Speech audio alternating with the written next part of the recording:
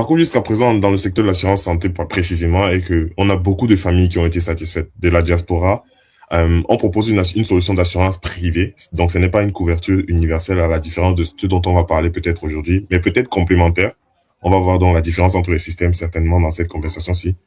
On est content des clients qui sont chez nous très satisfaits de ce que ça donne comme expérience à leur famille, dans le sens que c'est un stress dont ils n'ont plus à se soucier. Le besoin de santé au Cameroun pour la famille est désormais quelque chose de couvert, de garanti, grâce au fort partenariat qu'on a avec les assureurs, mais aussi les différents prestataires sur place, des prestataires qualifiés, agréés par le ministère de la Santé, que ce soit au niveau public, parapublic ou même simplement au niveau privé.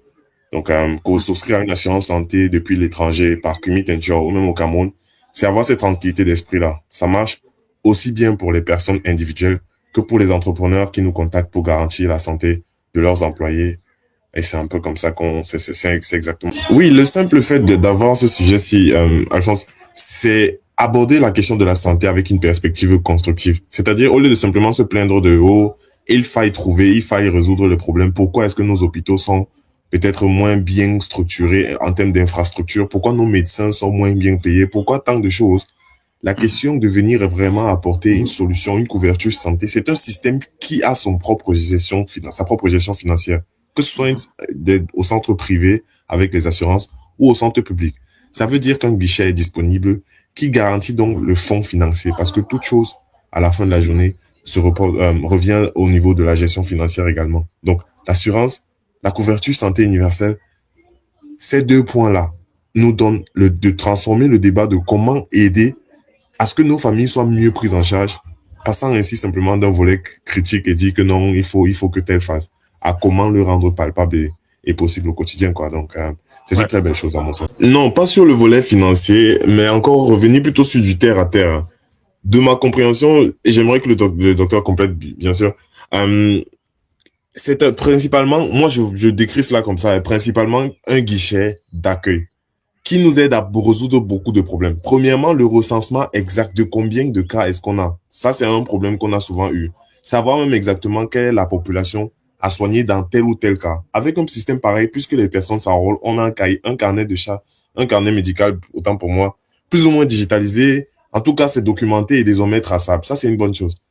Mais je crois que là, en termes de personnes ciblées, principalement, on touche à la femme pour la question de la vulnérabilité qu'elle a et du rôle crucial à la société. Il faut l'accompagner lorsqu'elle est enceinte et surtout dans les conditions qu'on connaît souvent au Cameroun.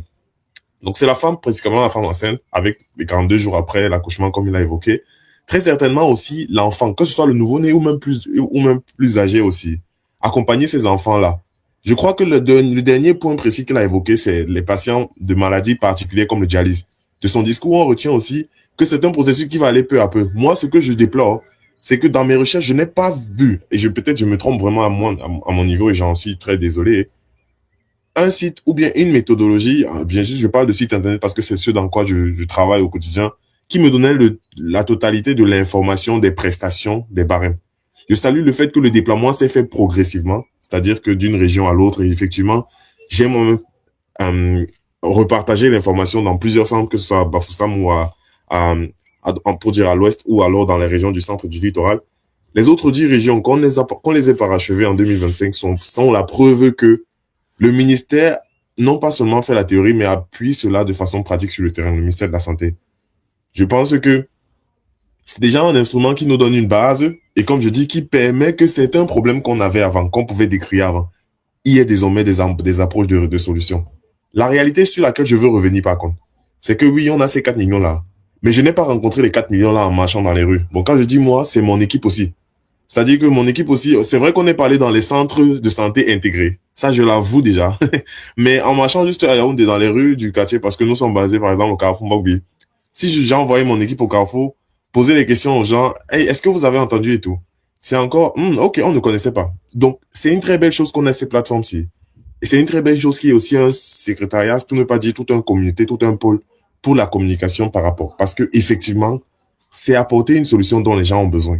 Tout le monde n'a pas son parent ou son proche dans la diaspora qui peut aider, ou tout le monde n'a même pas les moyens nécessaires. Il faut savoir que le taux de pénétration, même en assurance santé au Cameroun, on est à moins de 1%. Si on ne compte pas les hauts fonctionnaires et les hauts cadres qui sont employés au secteur privé, ou dans les grandes structures étatiques, la plupart de nos proches sont livrés à eux-mêmes en matière de santé. Donc, le besoin est grave et criard.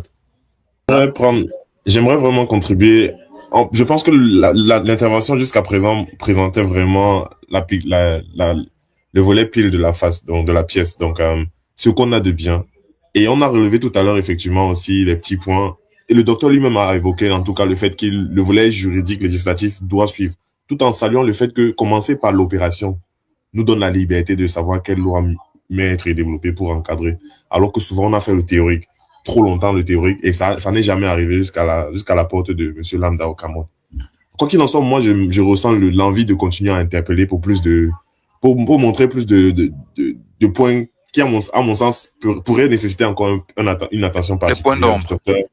Justement, des points d'ombre qui nécessitent qu'on y prête encore plus d'attention. Surtout le volet de la sustainabilité, donc de la durabilité du projet. Pour moi, ce serait trop dommage qu'après tant de temps et tant d'efforts comme ce qu'on a fait pour en arriver là, pour une raison quelconque, on ne puisse pas continuer, pérenniser la chose. Je dis quoi exactement? Je dis que Que la loi ne soit pas promulguée, par exemple. même pas seulement la loi n'est pas promulguée, mais les prestataires concernés. Je suis chef d'un établissement de santé. J'ai des charges à payer. On se plaint du plateau technique, on se plaint du personnel qui n'est pas payé. Toute prestation que je vais porter envers l'État doit être rémunérée, enfin, tôt ou tard, elle est rémunérée. Bien sûr qu'on a l'apport de ses partenaires, bien sûr qu'on a l'État qui s'engage financièrement, hein. Mais rappelons-nous du contexte camerounais. Le contexte camerounais veut que l'État dépose maximum 6% de son PIB à la question de la santé. Et c'est un chiffre qui est très bas. Pour les réalités du besoin, même simplement de l'appareil couverture santé universelle, on devrait aller au moins à 15, 17, pour ne pas dire même 20%. Tout simplement parce qu'on a trop de besoins. Les besoins sont criards. Il faut réussir à payer ces personnels-là. En commençant par la seringue jusqu'au cahier qui va servir de carnet de soins et ainsi de suite. C'est beaucoup de choses qui sont en réalité des vrais coûts. Des vrais coûts qu'on appelle désormais coûts de gestion d'une pareille politique. Sans compter les petites failles qu'on a souvent dans notre propre système. On voit même le Cameroun, on comprend de quoi on parle. Ce que je veux dire, c'est que je ne sais pas si le docteur voit comme moi un risque potentiel à la question de est-ce qu'on aura encore la CSU dans 10 ans dans le modèle qu'il a actuellement. Peut-être parce qu'on aura trouvé comment le rendre aussi finançable à long terme. Pas seulement en comptant sur la politique publique. Peut-être qu'on trouvera comment faire intégrer les acteurs privés pour que eux aussi... Bref, je pense que le volet financier doit être clarifié parce que moi, mes sources me disent que il y a des factures impayées au niveau de l'État à l'heure actuelle, au niveau de certains prestataires. Est-ce que c'est vrai ou c'est faux? Le deuxième point Hein? sur lequel je veux évoluer, c'est le reste clair, le gap clair, le gap évident entre la population qu'on atteint déjà aujourd'hui et celle qu'on aimerait atteindre à long terme. Pourquoi je dis ça?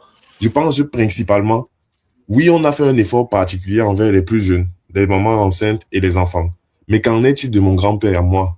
C'est vrai que je n'en ai plus parce qu'il est décédé, mais je pense que les personnes âgées, les séniles, sont très souvent vulnérables. Dans le secteur assurantiel privé où je travaille, c'est une population qui ne m'est pas facile d'accéder. Pourquoi? Parce que c'est une population à risque, définitivement nommée population à risque. Ça ne sert même, je dis ça de façon méchante, mais ce n'est pas très intéressant financièrement de les assurer puisqu'ils sont malades déjà. Donc, le jour que tu souscris, il est déjà malade. Alors que c'est la politique et l'enjeu de l'État de pouvoir s'occuper de ceux-là. Ceux-là qui ont été le fer de lance de la nation quand ils étaient jeunes. Aujourd'hui, ils ne sont plus le fer de lance, mais ils sont obligés d'être soutenus, que ce soit par leur famille ou les proches, et ainsi de suite, quoi. Donc, je reviens en disant, qu'est-ce qu'on fait peut-être est-ce que c'est en cours, en projet? Certainement que ça l'est. Le troisième point sur lequel je veux revenir, c'est le cadre juridique, là encore, en disant que quels ont été ou quels sont nos projets concrets dans le sens d'une implémentation au niveau de la législation. À quel niveau est-ce on est? Ou plutôt précisément parlant, quels sont encore les acteurs à intégrer ou bien quels sont les acteurs qu'on rassemble autour de la table actuellement pour en débattre? Parce que dans mon sens à moi, et Monsieur Alphonse est d'accord avec moi pour dire que il y a des exemples internationaux dont on peut s'inspirer, où on voit qu'une politique de santé publique et privée sont co-construites pour garantir une satisfaction maximale, même si elle ne sera jamais parfaite, au niveau de la plus grande population. Je parle de la France, je parle de l'Allemagne, où des mutuelles santé existent pour compléter les langues de l'État qui met déjà une certaine santé publique universelle aussi. Donc, comment est-ce qu'on joint les partenaires privés comme on le fait déjà aussi aujourd'hui dans cet échange, hein? Mais comment est-ce que l'État structure cela ou comment vous le faites au niveau du ministère, c'est pour moi aussi un point intéressant pour en arriver justement à ce cadre juridique qu'on attend pour un horizon, alors je vais dire inconnu, hein, juste de dire ça comme ça.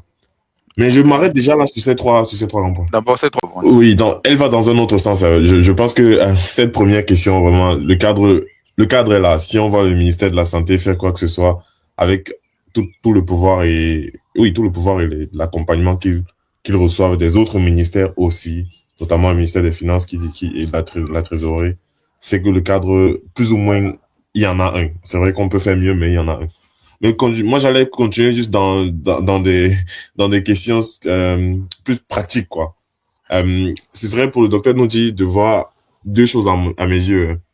Premièrement, la question de comment est-ce qu'on joint ça à notre propre médecine locale. C'est un débat que je ne mène pas seulement ici, hein. Je le mène avec les compagnies lorsque je C'est-à-dire quoi, la dessine. médecine traditionnelle? Exactement. Je mène cette conversation aussi bien ici avec vous qu'avec les compagnies partenaires, si je suis en train de faire des débats stratégiques avec eux. On a notre propre ingénierie médicale ou bien, je veux dire quoi, notre propre compétence ancestrale, traditionnelle qu'on a reçue et sur laquelle il y a eu très très peu de développement, tout au moins très peu de reconnaissance internationale. Et je pense que peut-être elle doit commencer par nous aussi, au niveau de nos institutions, au niveau de nos réalités. Je vois encore la Artemisia, moi qui suis devant vous aujourd'hui. Maintenant, certainement que la Artemisia, c'est même l'exemple le plus évident. Mais les autres encore, quelle est leur place dans dans nos politiques de santé publique, que ce soit au niveau de l'État ou même avec les compagnies d'assurance santé avec lesquelles je cause, hein. Je pose déjà cette première question-ci. Et la deuxième, qui est totalement liée à celle-là, c'est forcément lorsqu'on met des politiques des fonds d'accompagnement comme ceci. Quel est le pourcentage qu'on alloue effectivement à la recherche et au développement local? C'est-à-dire que quel est le centre de laboratoire à Yaoundé, à Bafoussam, à la Damawa, avec lequel on est en train de travailler pour s'assurer que quelque chose naisse de cela qui peut faire éclore le savoir-faire local. Pour que ce soit pas simplement un coup de une fois, mais qu'à partir de cela éclore quelque chose puisse éclore quelque chose de long-termiste, quoi, donc à long terme. Pour Ça, créer c'est une deux certaine questions. autonomie. Exactement. Bon. Après, si on formule ça comme ça, c'est comme si on en a marre souvent dans les discours politiques. Il faut savoir comment se formuler.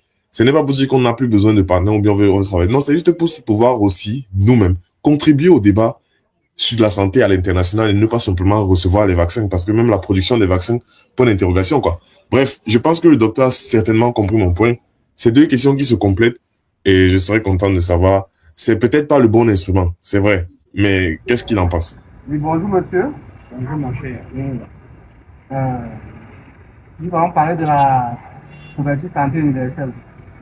La couverture santé universelle au Cameroun, est-ce que une réalité, une illusion que l'on connaît? Merci beaucoup, mon très cher frère. Parlant de la couverture santé universelle au Cameroun, ce n'est ni un leurre ni une réalité. Sauf que c'est, comment dirais-je, scindé. Ça ne concerne au Cameroun que les enfants de 0 à 5 ans, les femmes enceintes et les personnes âgées. Or, on aurait souhaité que cela concerne toutes les couches de la société, à savoir que tout le monde soit pris en charge, qu'on ne puisse plus attendre lorsqu'un enfant est malade ou bien même la famille allait déposer une caution à l'hôpital avant d'être pris en charge. C'est ça mon point de vue. Merci monsieur. Donc, en conclusion, pour vous, c'est une réalité ou c'est une illusion? Plus ou moins, oui, on peut dire que c'est une réalité.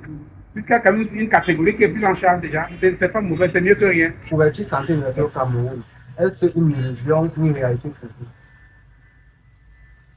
Pour moi, en fait, je vais dire que la couverture santé universelle au Cameroun est une réalité pour moi. Parce que ça permet à plusieurs, particulièrement aux femmes enceintes, de pouvoir être assurées et trouver leur soin de santé maintenant même ont accouché et puisqu'on avoir des difficultés à pouvoir payer. Donc, pour moi, c'est une réalité en fait.